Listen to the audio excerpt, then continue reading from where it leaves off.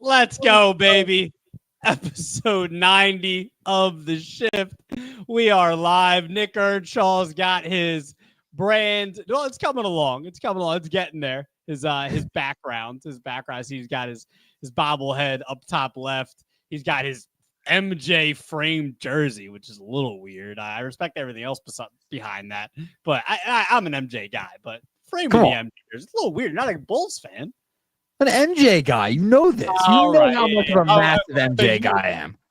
So you could do that, but I can't wear the Randy Johnson. I'm not wearing it. It's in a glass case. It stands for greatness. That's what it stands for. Would you? Okay, but do you have any Speaking of greatness? I mean, do you see the one next to it? I mean, come on. That's a little much too, but I'll respect. Shout out PJ Corda. Mr. Negadelphia for the jersey. Biggest takeaway here is if I did all that, I'd be getting ripped. You should be getting ripped anyway. You got to be getting ripped anyway for being a Boston fan. Now you're wearing the team they played. You're wearing that jersey to the game we went to. You're playing the opposing team. You're just fraudulent everywhere. Not a fraud. Not fraud. Can I put this out there, Nick? And I'm pretty sure I texted you this either last night or on Sunday. I'm pretty sure it was last night that I have now we saw Manny Machado getting traded coming in 2018, but I have been in the opposing ballparks, not opposing, but home ballparks for those guys. Manny Machado, I was at like one of his last games in 2018 as the Baltimore Oriole. And we didn't know, Nick, but we were at one of Rafael Devers' last games in a Red Sox uniform. Yeah.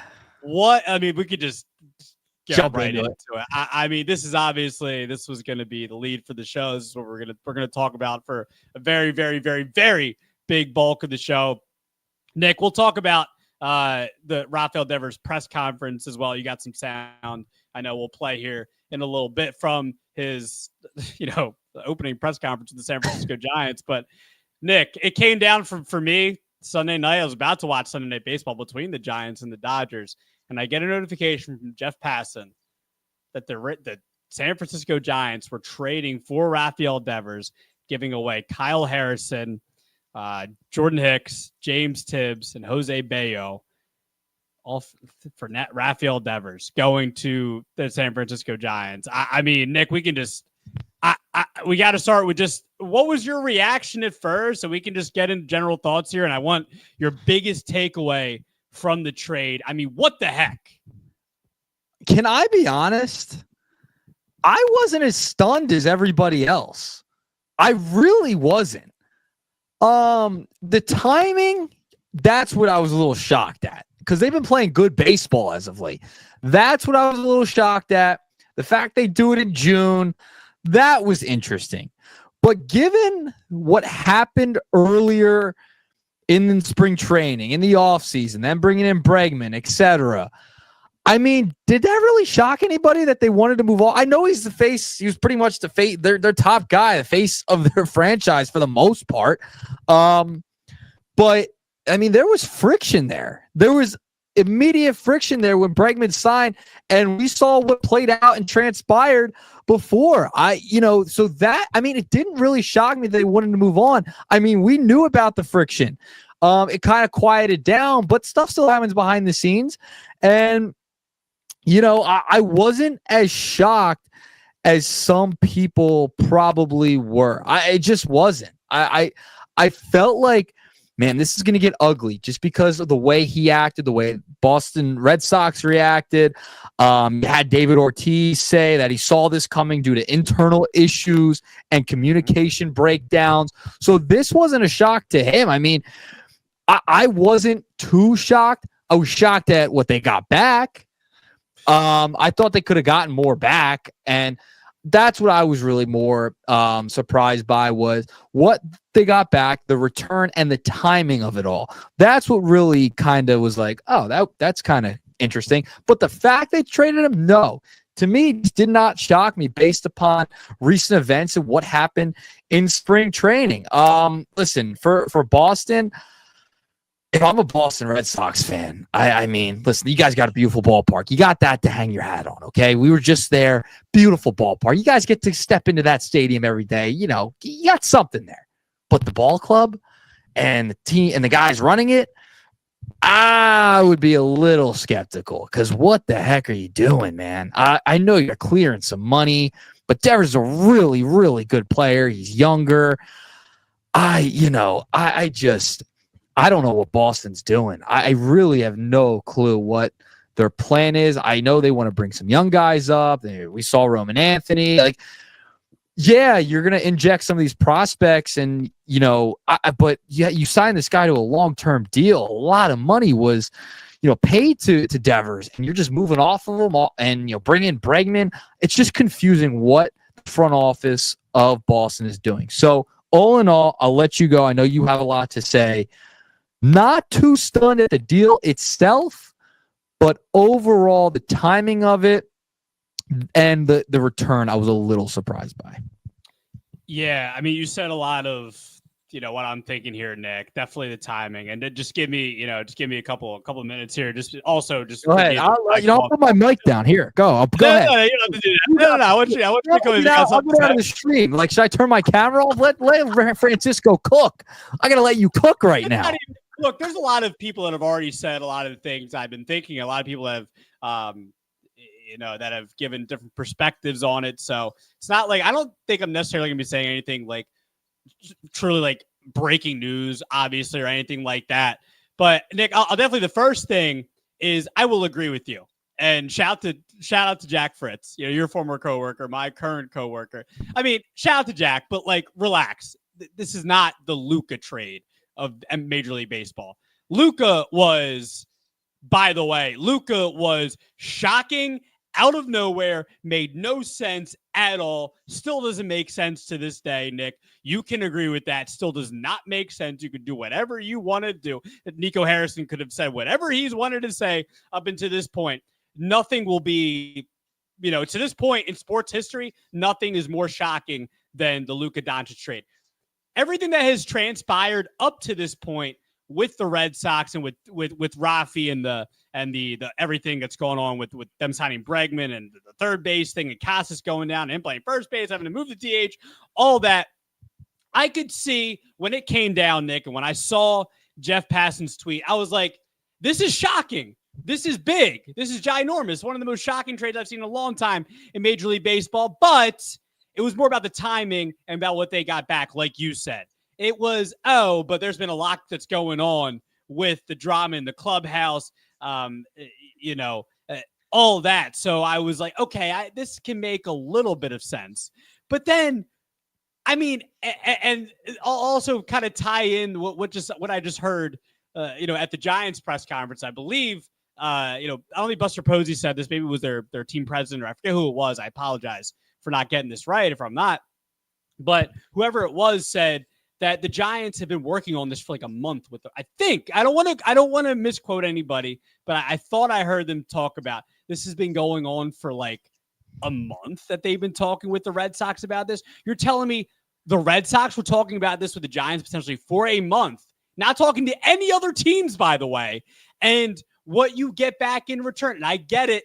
The Giants, they're going to have to pay him that money, which, by the way, might be worth it. I mean, now Barry Bonds is going to work with Rafael Devers. He might be. I mean, it's so much going on there. But look, Kyle Harrison maybe still has potential. Hasn't really lived up to it so far. Top 25 prospect in Major League Baseball in 23 and 24. And maybe there's still potential there. Hasn't really shown that yet. James Tibbs, I know some people like him. Jordan Hicks, he's fine at this point. Maybe the Giants bring him back to being a reliever. I don't know. It was not enough for Rafael Devers. He is a top 10 hitter in the sport. It's not enough. It's not enough. Not enough. And Nick, I don't know if it maybe I'll give you my biggest takeaway. Maybe you want to give me your biggest takeaway. Maybe you've already kind of said it with the shocking timing and all that. But my biggest takeaway, I have like 4 or 5 big takeaways, but I'll just give you my one, is that how did the Red Sox let this happen again? And now 3 of their former superstars are now all in the NL West. That's Mookie Betts, and that's Xander Bogaerts, and that's now Rafael Devers, all with Mookie with the Dodgers, but Bogaerts with the Padres, and now Devers is with the Giants. They're all in the NL West. How are they letting this happen again? Especially, this is right there with the Mookie thing. How did you let Mookie Betts go? Mookie Betts is a generational player, on his way to the Hall of Fame. Rafael Devers, who knows? Maybe he's on his way to the Hall of Fame. He's about to go work with Barry Bonds every single day. Maybe Rafael Devers will be hitting 55, 60 home runs. Cal Raleigh can do it. Why can't Rafael Devers do it? So I don't know, man. There's just, how did the Red Sox let this happen again? How? And look, the Red Sox technically still have a future there with Campbell, with Roman Anthony. Shout out to him, who just hit his first major league bomb yesterday, and Marcelo Meyer, who we saw hit 2 home runs in the game we went to. There's a lot of future there. I get it. Garrett Crochet signed to the big contract. He's been unbelievable for them so far. I just, how did the Red Sox let this happen again, Nick? How did they let it happen? This is 2 or 3 times. It's unbelievable. If I'm a Red Sox fan, Nick, and I'm not, by the way, I'm not a Red Sox fan. You sure? You sure about that? I'm 1,000% sure. I almost pulled out the Durant jersey that I wore, for the last pod. But if I wore it twice in a row, it's like, what's this guy doing? Almost looked at the Pedro jersey again, and I almost said, should I wear it again? Nah, I can't have people thinking that. Can't have people thinking that. So, Nick, just unbelievable. I apologize for taking up so much time there. I just can't. It really doesn't make sense for the Red Sox. For the Giants, by the way, A+. I mean, A+. Yeah, you have to eat that money, but he's 28 years old. Devers is in the midst, the prime of his career, having a career year. And I mean, the Giants are going for the second in the NL West. They look like they're really could be a contender now, especially with Rafi. So they get an A++++. I mean, it's unbelievable. So unreal. Yeah. Yeah. I let you cook. I had to let you cook. So don't apologize. No need to apologize. No need to apologize. Yeah, listen, my takeaway is it's funny. I saw that picture of Mookie, Devers, etc. Like, is this century's curse of the Bambino for Boston? Like, they sold, Babe Ruth in the early part of this 20th century there to the Yankees. They get rid of all their superstars in the early part of this century. I mean, this is the curse of the 21st century superstar for the Boston Red Sox. You got to start it again. So let's start the curse of the Bambino part 2. All right, curse of the Devers and the Betts. So listen, yeah, I mean, this is a franchise that's just I don't understand their plan. Like, do they want to go with the young guys? Are they giving up on the season? They've indicated they don't want to give up on the season just yet. However, we've heard rumors of Durant. Could he be moved? Chapman, these guys. I mean, these aren't moves championship teams make. You work it out. You figure out a way to keep a guy like Rafael Devers on your roster. And you and I are in lockstep with they didn't get enough back. I mean, yeah, I mean, you're giving up one of the best hitters in baseball, and he's in his late 20s, still like in the midst of his prime. I don't know what you're doing. I mean, it couldn't have been worse. Like, you know what I mean? It could have been worse, I should say. Yeah, I mean, how bad were things internally that you're like, I'm done? That's what I'm curious about. Like, there's got to be worse things going on that you're just going to trade a top 10 player in baseball. Like, crazy to me. Now, the Luka comp, bad comp, just totally bad comp. The Luka thing out of nowhere. No one saw that coming. Devers, great player. Just an awful comp there with Luka. The Luka trade is an all-time trade. This is a big deal. The Luka trade is going to go down as a Bambino level selling Babe Ruth type of trade. Now, Devers, big deal. Not on the level of Luka. And also, there was friction here. There wasn't as much friction noted from Dallas. Like, there was some, but not as more much. On Nico's side, probably. The Devers thing was like just insane. Like, you saw it in spring training. He talked about it with the press. I mean, that was on it. But the Luka thing, totally in the middle of the night, I woke up to it. I didn't even know what happened. I fell asleep. I woke up. What the heck just happened? The Devers thing, stunning timing, yes. But no, Luka, I think, is on another level of of craziness. Crazy. I mean, that's like almost face of the league type stuff. Devers, top player in baseball, not face of the league type of guy like Luka is. Like Luka's one of the faces of the NBA right now. So, yeah, bad comp there, but big deal. Big deal in baseball. Weird timing, bad return. So there is similarities, but it's not on the level of Luka. No way. Yeah, I want to get your thoughts on these other comments that have, again, it's the comments of some of the things that have come out that may or may not be true. I don't know. We've gotten from big time reporters. So I do want to get your thoughts on some of these, Nick. I think it was it was Asian reporter, Asian baseball reporter. I think I forget his name, and he did something for Yahoo yesterday. I think the quote was that Christian Campbell said he was willing to play first base. Apparently told Red Sox brass that, and Devers took that as a slight towards him, like at his stature, that Campbell was willing. Which that's so diva mentality. I mean, that's weird. Like that's diva. Yeah, and that's what I mean. Is like, and that's what happened in the offseason. Starting with Devers didn't want to play third base. I mean, that's just weird. I mean, I don't know, man. I don't know. And now Craig Breslow is saying, "Oh, I think we might look at the end of the year. We'll probably win more games without Rafael." Yeah, Devers. I saw that quote. I did see that. I mean, that is Nico Harrison level type of thing. Where like Kyle Harrison, Jordan Hicks, none of these players are getting back are making you better now. No, they're not. It's not happening. And maybe the Red Sox make a swing for somebody at the deadline. Maybe someone we don't see coming. I don't know. But I mean, maybe they have a different plan that we don't know about. But they're not a better team without Rafael Devers. Like I said, this is not a championship move. It's just not. You're not going to win a championship.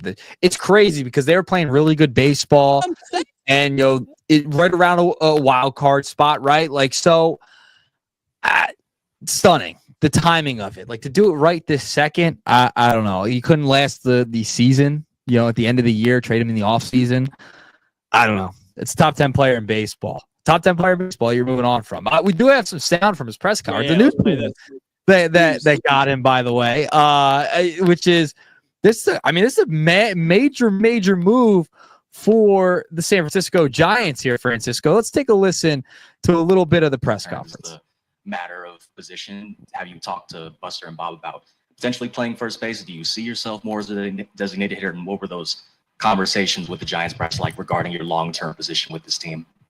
Because yo estoy aquí para ayudar al equipo en lo necesario, en lo que ellos quieran. Soy uno más del equipo y estoy disponible a dar el 100% de mí donde me pongan. No tengo ningún pero, no tengo ninguna decisión. Solamente ellos son los jefes míos y juego donde me pongan.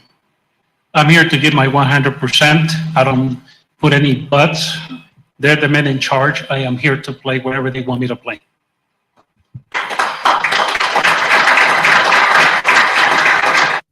Reaction, Francisco. I mean, that's not what he was saying in Boston. That's not the mindset. I mean, he's definitely not playing third base with the Giants. I mean, you have a Hall of Fame type of third base glove in Matt Chapman. That's what Matt Chapman is. So he's not going to play third base. He knows that. He's either going to play first base or DH.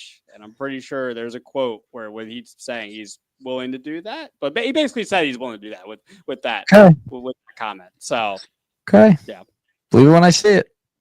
You think he's gonna start drama in San Fran now?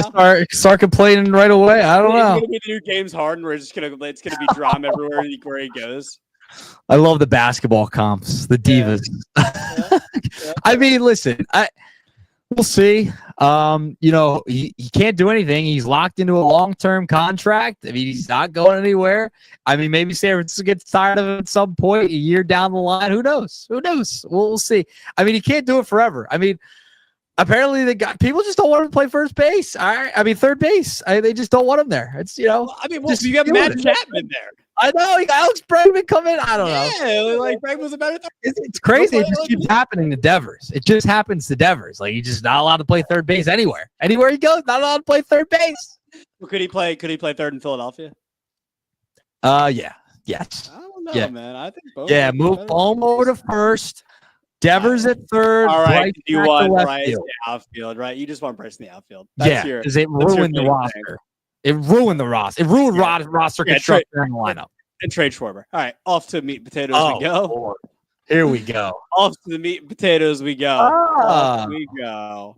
Welcome to the meat and potatoes, everybody. If you don't know, now you know. Shout out to Biggie. Nick doesn't really like real hip hop, so that's crazy. That's a crazy statement by you. I mean, it's true. I mean, on the Boston trip, you admitted it pretty much. Like, yeah, I just can't vibe with real hip hop. So I enjoy hip hop from the 2010s. It's my era. Yeah, the I don't have gray hair yet, like you. I don't have any gray hair. Screw you. Welcome to the meat and potatoes. Where Rob Manfred, you can see that man in the top right. And what we first have to discuss, Nick, is Shohei Ohtani. His return to the mound last night. He only went 1 inning. The plan was for him was to pretty much only go 1 inning because he was going to be the opener. But Shohei Ohtani returned to the mound. He did hit 100. Did struggle with command a little bit, which is what you would totally expect from somebody who hasn't pitched in 2 years. But, Nick, I mean, look, it's fun to see Ohtani back on the mound. I mean, this is what has made him so special, even though, I mean, last year as a DH, we saw what he did as a hitter, winning MVP once again, first time as a DH. But, Nick, do you think, there's been a lot of skepticism about how are the Dodgers going to use him going forward, bringing him back as a pitcher? Is it even worth it? All that. I mean, just won a World Series last year without him even being a pitcher. Are the Dodgers going about this the right way? They're pretty much, they're listening to Ohtani. Shohei's telling him he feels good, all that. And they said, all right, this is what we want to do. Not even, you can't really do rehab starts with them. You can't really do that. You can't send them down in the minors and it's not going to work. Are the Dodgers going about this the right way? Sure. Yeah, I don't hate him starting like an inning, gradually get back. I mean, he hasn't pitched in a while and he still has to hit. Like, he's still in the lineup. So you can't just, send him down. It's not an option here. He's not just a pitcher, right? He's a unicorn. So you're going to have to gradually build him back up at some point. You can't just throw bullpens every day. That's not going to work. You know what I mean? So he's got to face real live hitters at some point. So yeah, I don't mind this at all. He said he feels good. He expects to pitch once a week, gradually build up those innings as he goes. But I don't mind it. I mean, they need pitching help right now with the injuries that they do have. The Dodgers just feels like pitchers always get hurt on the Dodgers for some reason. But I don't hate the way they're going about this. He averaged 97 miles an hour on a sinker. He said he felt good, like you mentioned, hit 100, like you said. I'm cool with them just kind of easing him back in. Remember, he's doing both. So I don't hate it whatsoever. I'm cool with him, ramping it up 1 inning. They're gonna throw bullpen games anyway. They have injuries.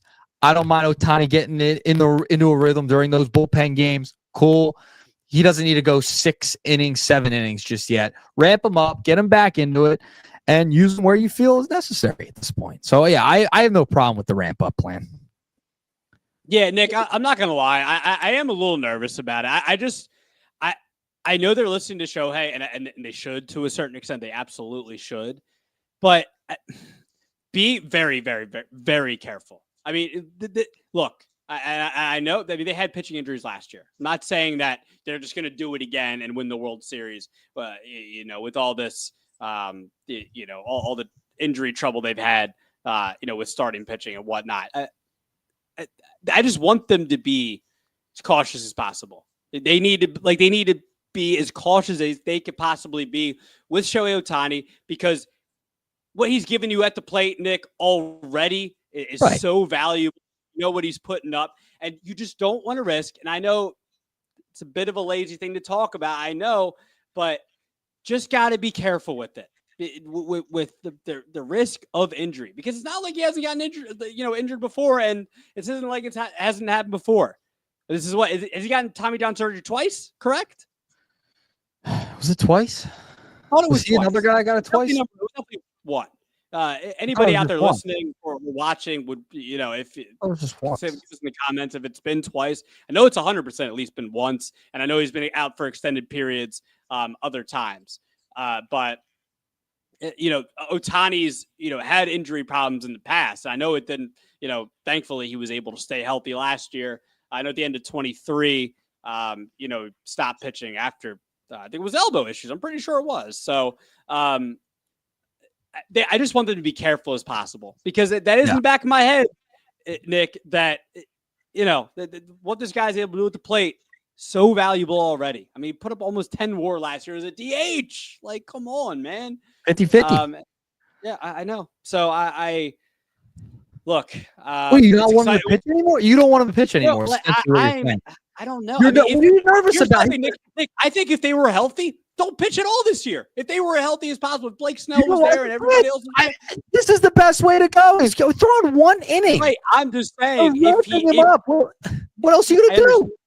I'm just saying if Gonsolin, Glasnow, Sasaki, if Snell, all these guys were healthy, if they were healthy, Shohei Ohtani wouldn't. If I was manager, and boy, man, that'd be fun to be manager. That would be really fun. I'd be, dude. If I was GM/manager, I'd be trading Schwarber. Ohtani would never pitch a day in his life. Just kidding. Just kidding. To half of that first half. No, but are you right there? Don't hurt yourself. Thank goodness you're on the shift and not in a front office or in a dugout. Thank goodness. What if we ran? What if we ran the front like a team together? That'd be funny. That'd be funny. I feel like I would make some good points. You, on the other hand, we'd be fired in a week if you were leading the charge. Huh? Do you think players would listen to us? No. They laugh if you said they got traded. They give us Nick Castellanos comments. Yeah.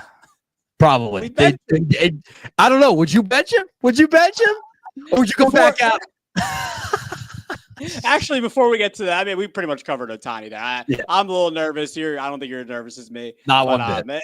It was, by the way, I mean, I'm a huge fan of watching Ohtani pitch. I mean, I wasn't able to really catch it last night, but I was able to, with MLB TV, I rewatched his first inning, and it's nice to see him throwing 100. Smoke. It's cool. Oh, yeah. It's good. It's awesome to see him back on the mound. But before we get to the Nick Castellanos thing, Jovan Alford, oh God, for always tuning in the Shift, one of the biggest Shift fans, and got to have him back on as a guest sometime soon. But Jovan, what's real hip hop? And Nick, this is such a bad, characterization by you. It's a bad characterization. When I put on Lyrical Exercise by the GOAT Jay-Z, I'm figuring you're going to sit there and take notes and soak it all in. And you're like, oh, I can't vibe with this. I'm playing the Locks. That's just not true. That's not true. I'm playing, what else am I? I'm playing Nas, and you're just like, oh, this isn't my vibe. Because you like Future, and you and Jim Gardner like listening to, I don't even know who else listening to you, listening with you guys on Tuesday night before we left for Boston. But, Jovan, I don't respect that era of hip hop. I just happen to listen to a newer era of hip hop than you. You're up there in age. You're 3-0 mark. You start being a geezer. A little bit. And when you took over the Aux, I was like, it's great. It's nice. Whatever. I'm just not. It's just not my era. It's not my style. I respect it wholeheartedly. Not my era of music. It's just not. Yeah, well, you're sitting there. I never hated on it or nothing. Right back. I'm like, yo, Nick, put Lyrical Exercise by Jay-Z on. And immediately, I want to listen to the song. And you're just blabbing my ear off. You're like, this is whatever. I don't want to listen to this. I mean. That's just not true. That's just not true. You are. No, it's the truth. I always speak the truth. Stretching it. You're stretching the truth. I let you put on whatever you want. I said, take my phone. You can put on whatever you want for a couple hours. It's fine. It's fine. One of these times, the next time we go on a road trip, we just have different. You like more lyrical rap. I am more of a melody guy. Yeah, I like both too. I like a melody guy too. A melody guy with bars. That's what I am. Jovan with the guys. Yeah, you are about to. Yeah, I'm telling you, man. I will be on the wrong side of 20 in about a month. So 25. So I'm getting there. I remember my 21st like it was yesterday, man. That was 9 years ago. Pretty soon. Some geezer would say. I remember it like it was yesterday. You know what? Before we get back to the Castellanos thing, I think what we should do next road trip, we'll have to like post our playlist that we play, or like that's fair. Get people's opinion on it, our mix or something of what we play. I know your guy Broads would probably be on my side. I know he would be.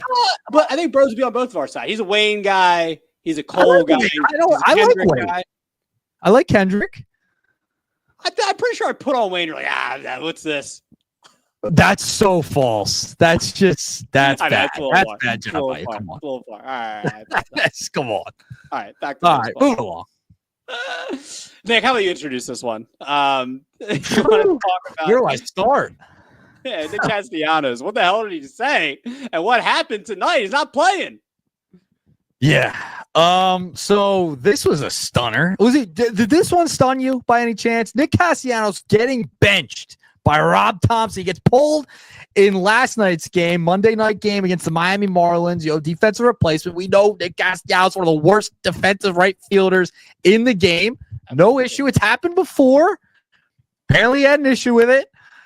Rob Thompson says, and let me pull up. I'll just let Rob speak on this one because let's let Rob cook here. So here was Rob Thompson earlier today in a pregame gaggle with the media. I guess I don't know how many media members are down there in Miami. Doesn't seem like a ton, but here's what he said regarding the benching of Nick Castellanos. Well, last night, one of the things about Nick, one of the many things about Nick that I love is that he's very emotional. He loves to play, and he loves to play every inning of every game. I just thought last night he made an inappropriate comment after he came out, and so today he's not going to play, and I'm going to leave it at that. Boom. Boom.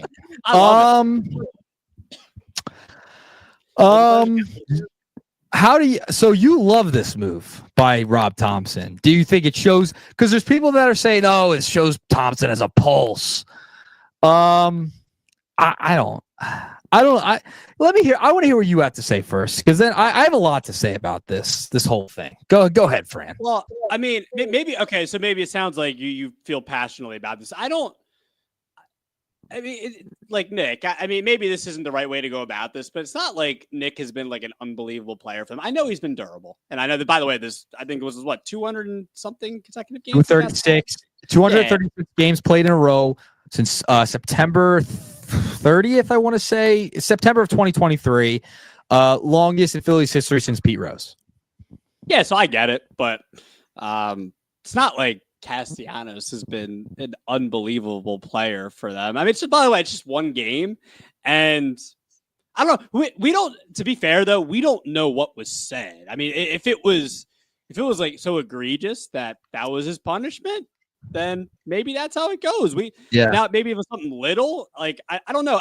I feel like knowing Rob Thompson, at least from afar, obviously as fans, and especially for us, Nick, being Phillies fans and watching almost every single game, that I think if Thompson doesn't really make these type of moves, so if he makes this type of move, then Castellanos had to have said something to either Thompson or to Thompson or about another player or something, right. Something that happened. It had to have been like something egregious for him to, have him sit. Well, again, only one game, but for him to sit one game and end his consecutive, game streak, it must have been something egregious. So I'm not, I don't feel super passionate about it. I'm sure, the Castellanos will come back and the Phils to a certain extent will be fine. I don't think this is going to be, a clubhouse wrecking thing. So maybe Thompson is saving the clubhouse somehow. I don't know. But I want to know your thoughts though. I was just shocked that he said it, like that he said, yeah, Castellanos said something. Mm-hmm. He doesn't, and I'm like, yep. That's because Rob Thompson's a very mild-mannered individual. Okay. And he's not one to go out into the media and publicize something like this. That's why I'm like, wow, something has to be awry here, because what could he have possibly said for him to even go like completely public, honest about it? Now you've left it up for interpretation. What did he say? Why did he say? What did he do? Et cetera, et cetera. And this is going to be talked about for, a little while now. I'm just stunned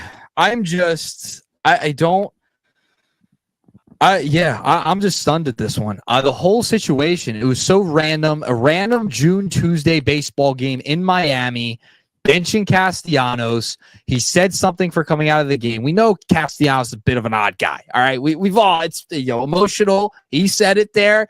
I was just it was shocking to me, because that's out of character for Rob Thompson to go public with a player like that, especially a player of Nick caliber. It must have been something off the wall. I don't know if that's how I would have handled it. I feel like you could have said it a little bit differently, in my estimation. But I want to know what he did. Like, I can't really comment on it, because I don't know what he exactly did at this point. Like, I just don't know. I mean, Jovan hitting the nail on the head there. A lot to talk about, but you leave it up for interpretation. Why would you give the media fire like that? That's just me. Yeah. Not that he has to go out there and lie, but he could have just explained it in a different way, I feel like. And now everyone's going, what did Cassie say? What did Cassie say? What did he say? What did he say? That's going to be the whole thing now. I'm curious to see what happens after the game. We're recording this kind of simultaneous with the game. I got the game all right there. I've been watching. The Phillies are up with 3-2 right now. So good decision by Rob. Maybe Cassie needed a day off. And he kind of indicated before that, maybe they wanted to give Cassie a break, like even put Schwarber in the outfield and put him at DH, or, he indicated this a couple of days ago. So fascinating situation there with Castellanos. I'm not on like this one side, like, oh, shows Thompson has a pulse and he stood up for. No. This isn't good for anybody. So you don't want this to derail the locker room or anything like that. So yeah, I mean, that's where I'm at with it. It's really, I don't have a strong opinion on it. I'm just bewildered by the whole situation and the way it played out itself. Yeah, you don't normally see it from Rob Thompson. You just No. don't. This is something very new. In fact, it was like he went straight. Yeah, he said something, not going to get into it. Like, now you leave it up for interpretation. Everyone wants to know what he said. Yeah. Yeah, does it eventually get leaked? Not great there. So, but yeah, very, very out of character there, to say the least. For sure. All right, let's get to the next topic, last topic of the meat and potatoes, Nick. And there was an article from the Athletic. This came out a couple days ago. Really, really, really interesting. The article was titled "MLB's baseball is behaving differently again, but no one knows to seem why." So this was by Eno Saris and Evan Drelich of The Athletic. But if you haven't checked out their stuff from The Athletic, it's really, really, really good. Especially Eno Saris does a lot of like pitching with Stuff Plus and stuff like that. So it's really good. So you knew this was going to be something really interesting no matter what.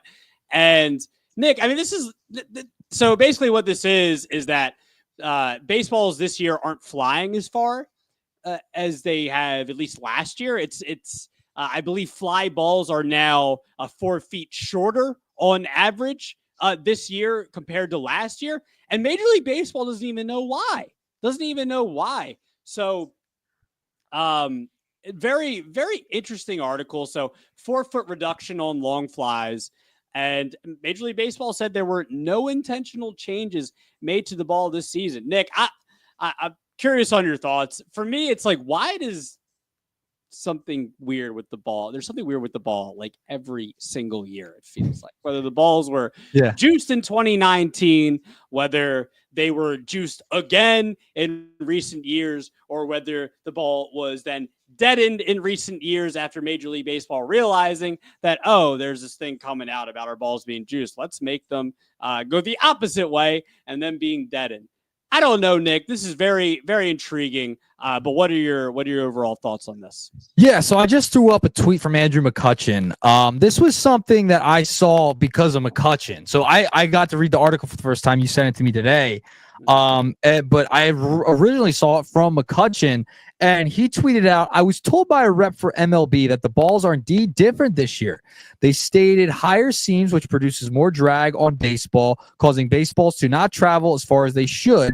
When asked why, I was told every baseball is hand sewn, so no ball is the same. When I asked if there was something that could be done about correcting the current performance of this year's baseball, I was told there was nothing that can be done about it this season, but they are working hard on getting to the bottom of why the seams are higher. Yeah. So this is, and I think you're right. Like, there's always a question about the baseballs. Oh, they're flying out of the ballpark this year. Next year. Like, so Kutch is saying that the seams are in a different spot, I guess, essentially. And that's causing fly balls to die, base hits to die quicker, I guess.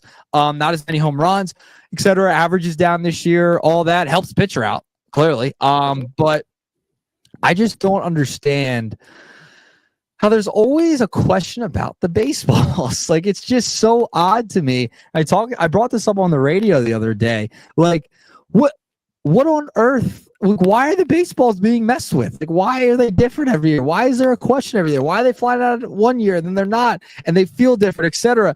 And Kutch is somebody who's been around the game for a while. If he's saying something about the baseballs, then it must be, pretty big deal. So, I thought that was fascinating. Like, why are we changing the baseball? Why are we messing with the baseball? Just make a baseball. Just make a baseball. No need to change it. I mean, what are we doing? What are you doing? Not hard. You make a ton of them a year. Yeah, like what was it? There was something interesting in this article. Where was it? It was that something about the tariffs down in China versus I don't know if you noted this, Nick, but something about, I want to find it. It was somewhere down. So the ball maker Rawlings, which MLB partially owns, constructs the Major League Baseball in Costa Rica and the minor league ball in China. Tariffs have not changed the league's manufacturing or import process. They could at some point have an impact. However, Manfred acknowledged last week that the league could incur additional costs on ball imports because of the tariffs, which I mean, that's fair, but that doesn't have anything to do with the way they're made. That's what I'm saying. So, like, well, what's the deal here? I just don't get it. Like, all right, like Tom Brady, yeah, he deflated footballs, but that was Tom Brady. Like, what are we doing, baseball? Like, I don't. And now, you know what I'm saying? That last time Major League Baseball kind of got, I don't want to say like caught, but like, looked at, like, oh, the balls are juiced. Like, something happened after that. How something happened, like, where we saw a change. Yeah, I'm curious to see what happens going forward. The tariff thing's just like how much they would cost, etc. That's not like with the seams or anything and how they're made and how they, So, it's so weird. I feel like we're having this conversation at least every couple years, maybe not every year, but every couple years it feels like it. So, yeah, very odd story there that we saw. By the way, question here from Flight Paramedic 505. What a handle! Yeah, what a handle. Did not spell Castellanos' name right. It's okay. It's all good. He did. Flight Paramedic. He apologized. Sorry, it's okay. I know. I shouldn't have written them like that. That was actually rude for me. By the way, I said him. It could be a her too. I mean, I'm gender whatever doing right now, so I apologize for that. But Castellanos got benched because he said something mean to Rob Thompson. Or something really mean at Rob Thompson. The exact quote, inappropriate comment, according to Lachlan Marsh of the Inquirer. He's had an inappropriate comment after being benched yesterday. Not benched yesterday, but taken out of the game for a defensive replacement. Then said something, apparently, made an inappropriate comment. He is now benched tonight. You know what I think he said, Nick? I think he said trade Kyle Schwarber. I would bench him too if he said that. I would do the same. Now you've given me a reason to bench him because I should bench you from the shift. Should I just kick Francisco out of the shift for that comment real quick? We'll kick him out and bring him back in. Whoa. Now I'm on the right. Whoa. Bad job. Yeah. Well, if that's what Nick said, that'd be dope. Inappropriate comment. inappropriate comment. But flight paramedic, shout out to you for tuning in, and thank you for your question, and we hope we answered that correctly for you. But we shall end the show, Yes, Nick, with a couple of very intriguing things that did not involve Major League Baseball, but it's College World Series right now, and there are high school playoffs, I guess. But we'll start with College World Series. I mean, Arkansas's Gage Wood. What a name, by the way. What a name. By the way, while I was tracking this game, because I got the notification that Gage Wood had a perfect game going, thought he might have a perfect game all the way up until the end, but he did have a no-hitter in the men's College World Series, and he was the first one. He completed it. He did it. He pitched a no-hitter, struck out 19 nuts Murray State batters, and in a 3-0 victory.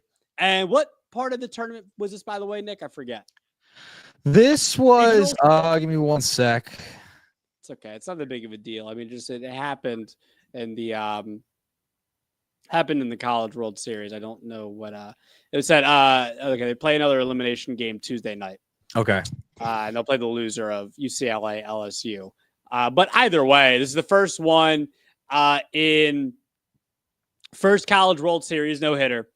Third no in men's College World Series history, and then first in 65 years. Yeah, incredible. And what a name, man! What a name. Yeah, and that was a 9-inning College World Series record with those 19 strikeouts. I mean, ridiculous. It was an elimination game, so you were right. But man, and his fastball on the 119th pitch hit 97 miles an hour. I was just they let those college pitchers, they let them go, man. And seeing a no-hitter in the College World Series hasn't happened for a long time. Very, very cool stuff. I mean, did you see? I mean, the call was electric. It was electric. I saw you say that. It was fine. What do you mean it was fine? It was a great call. It was fine. What do you want to play it? I don't need to play. Yeah, exactly. Yeah, because it's not good enough. But it was a great call. Come on, man. What do you? Mike Monaco, man, on the call. Come on. Are you bored? No. It was a great call. I mean, electric. College World Series is a different vibe than Major League Baseball. I loved it. Okay. That's cool. No, that's cool. This is a bad call. I just didn't think it was that electric. I had to tweet about it because I thought it was electric. That's why I watched it, because you tweeted about it. I was like, another bad take. Hate real hip hop. You don't want to trade Schwarber, and you're the best. Dude, you are full of bad takes today. Jeez. Oh, what a comeback. Oh, what a bad comeback. takes, man. How creative. Bad take. I'll think of something. I need some meat and potatoes, honestly. I need some meat and potatoes after this. Did you eat dinner yet? I have not. Let's get one more topic, because Nick is hangry right now. He's angry. I am getting angry. I'm getting angry. He's angry under that smile. He's Takes are getting awful. I don't know if I can handle them if I had some food in me. All right. Well, let me get you some dinner. All right. So let's talk about this walk-off ball controversy. Major League Baseball to college baseball to high school baseball. Nick, take us through what the heck happened in the freaking championship game of this high school game. Okay, so Cedar Cliff beat North Penn 1-0 in 13 innings. They played at Penn State's field. First title for the Colts. It was a walk-off win. Now, this video is getting a lot of press. It's caused a lot of controversy. And I don't know why. I really have no idea why this is causing controversy. So I'm going to share the screen real quick with the video. If you're watching us on YouTube, if you're watching on X, Facebook, wherever you're at, I need to get your thoughts on this, because he balked. There's nothing else to it than he balked. So here it is. Just watch it. He moved. Yeah. I mean, what are we doing? The balk's a balk, man. He balked. There was people complaining, well, you can't call it in that type of situation. No. This isn't like throwing a flag in the Super Bowl on one of the final plays of the game. That's not this. He balked. It was Like, he clearly moved. It wasn't like this little. He balked. He moved. That's how it works, man. That's part of the game. I'm sorry. He balked. Good for the team that won. I also think that's a good comparison about football, where maybe it's ticky tack, i.e. James Bradbury a couple of years ago in the Super Bowl. This is different. This is baseball. You're the pitcher. You're standing there pitching. Like, this is different. You move. Yeah. It's like, you can't do that, man. It's like you said, it's the rules. It's not a sexy way for a walk off to happen, but rules are rules, man. Got to learn in high school, I guess. In the big stage. I hate that it happens in that situation. No one wants to really see a balk off, but the dude balked. I mean, it's simple as that. It's part of the game. It's been around for how many years? I mean, come on. That's what I'm saying. I'm on that side. It was a balk, good balk off win for a championship. It's baseball, man. It's baseball. It's a weird game. It happens. Yep. All right, Nick. I know you want to eat. I know you want those meat potatoes. You want meat potatoes round 2. You want the figurative one on the tip. You need energy. You need something, because I don't know what's going on in your brain today. Oh my gosh! I'm great. I had chicken and spinach. Oh, come on, man! What are you talking about? Okay, you need more greens or something to get it go to your head. I'm gonna have some ice cream now. I'm gonna remember to grab some ice cream. There you go. Yeah. Great show, bud. It was good to see you, as always. That's twice in 7 days. Look at that. Can't believe you're wearing a Rays jersey after wearing a Boston jersey. Just Boggs, man. Relax. Total fraud. Wade Boggs is a fraud? No, you're the fraud. Oh, I'm the fraud. You are. Oh, just unbelievable. Wearing a Red Sox jersey one day. They played the Rays. The game we go to, wearing a Rays jersey in the next episode 3 days later. It's unreal. You can't make it up. You cannot make it up. Anyway. This has been episode 90 of The Shift.